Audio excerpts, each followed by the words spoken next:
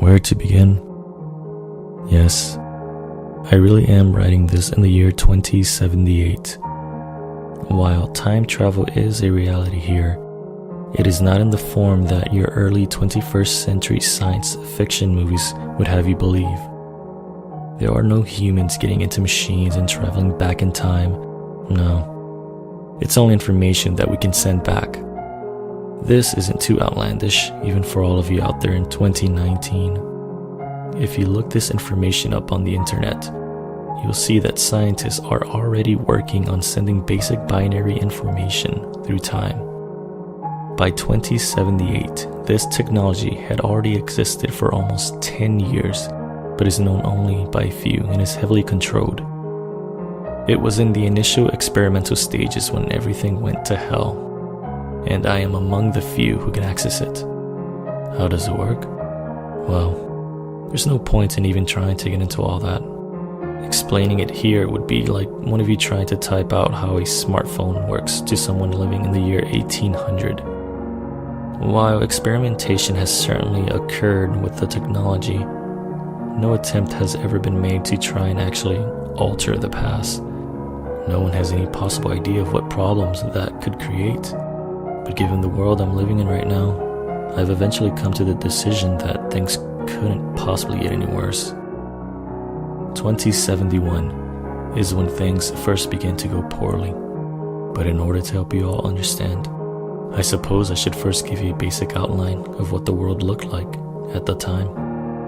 People often have a romanticized version of the future. I'll point out that up until 2071 anyways, things were far more straightforward than you would suspect. I apologize to any international readers for this America-centric version of history, but it's where I'm from, and it's the little that I know. In the time that I grew up, there was very little emphasis on the study of history. Alright, I'm going to bullet point this. I had to research, but I see that a businessman named Donald Trump is your current president. He's not a big name in history, lasts just one term, and was significantly enough to be either liked or hated in the long run. There were media reforms in America in the early 2020s that led to a harsh limit on profits for major news outlets, which in turn created far less polarizing clickbait media.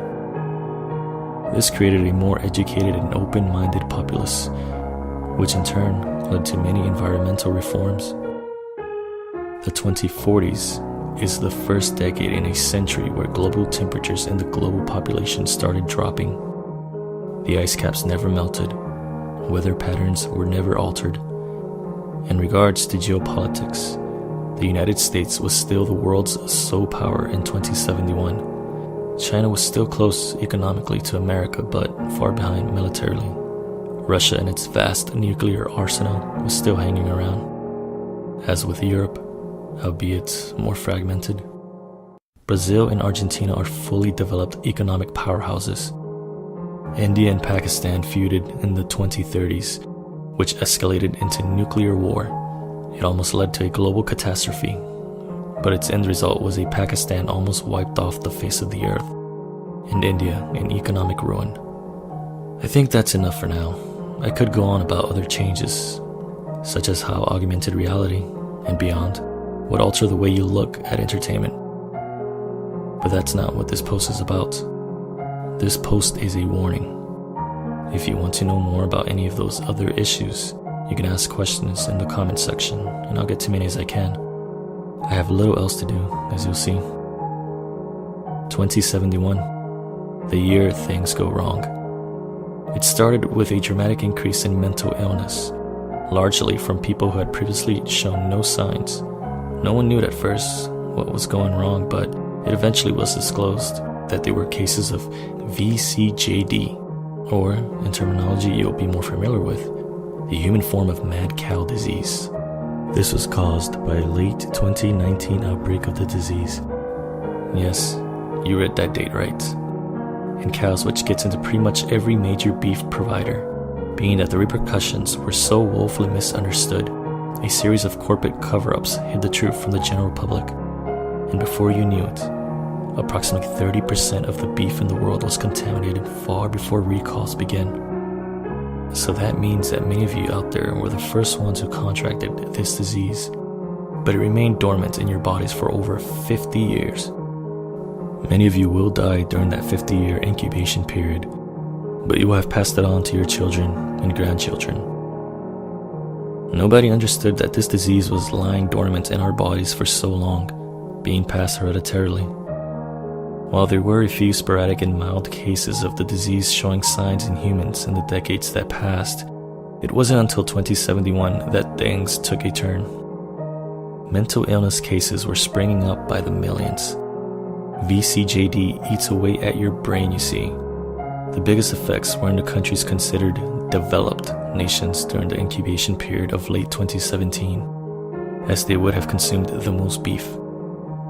The streets started filling up with the mentally ill. People who had previously lived successful and productive lives were now aimlessly walking through the streets muttering incoherencies.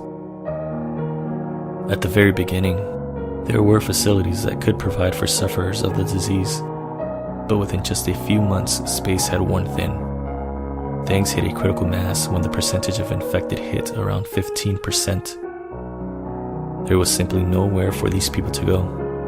Families who had no experience in dealing with the mental illness were forced to try and cope. But as more and more of their families started showing symptoms, that became impossible. When the percentage of infected hit around 50%, society in general was starting to shut down. By 80%, America was pure bedlam. I should be clear in saying that this is not a zombie-type story of the like that were popular on primetime television in 2017. The majority of infected were not in any way violent, and most died within a few days of dehydration, starvation.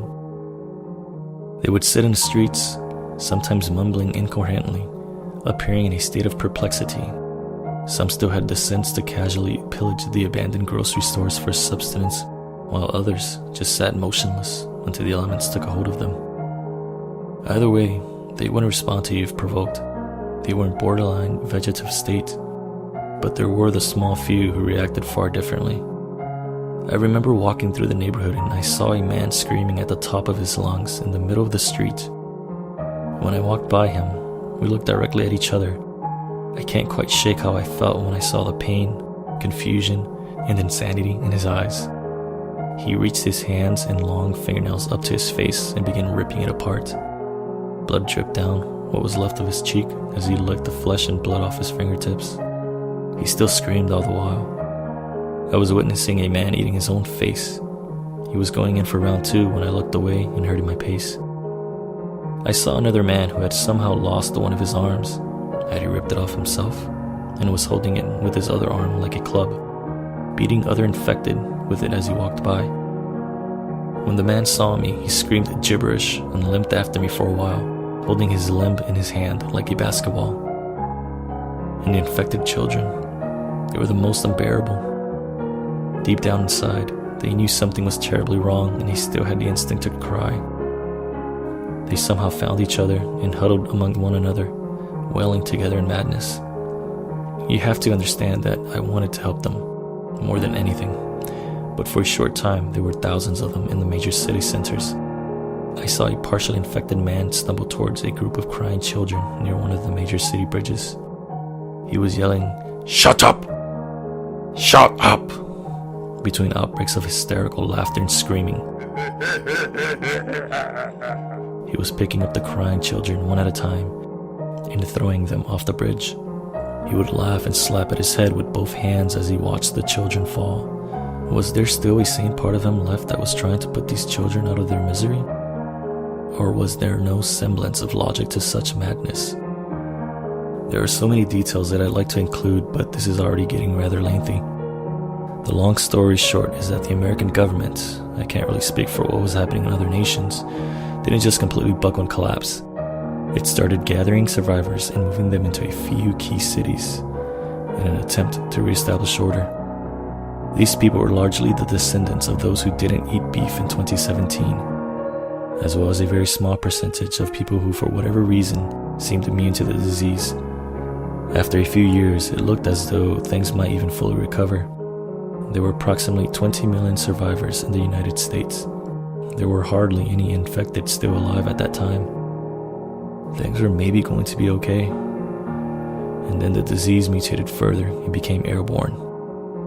I was one of the few brought into an airtight bunker with a couple dozen other members of the American government. We may possibly be the last 30 or so sane people left in the world. I have no idea if the future can be altered. Nobody's ever known such things. Maybe the human race is destined to die out in the year 2078, and there's nothing that will ever be able to change that. But just in case there is a chance, I would suggest that you all avoid eating beef over the next year or so. This is not a pro-vegetarian rant disguised as a plea for help from the future. I'm not a vegan trying to preach a cruelty-free lifestyle. I am not a Hindu trying to protect the sanctity of the cow. I am a man sitting at the end of all history, trying to give the human race even the slightest chance for survival. Heed my warning, or don't. But I had to try. I had to, at the very least, give it a try.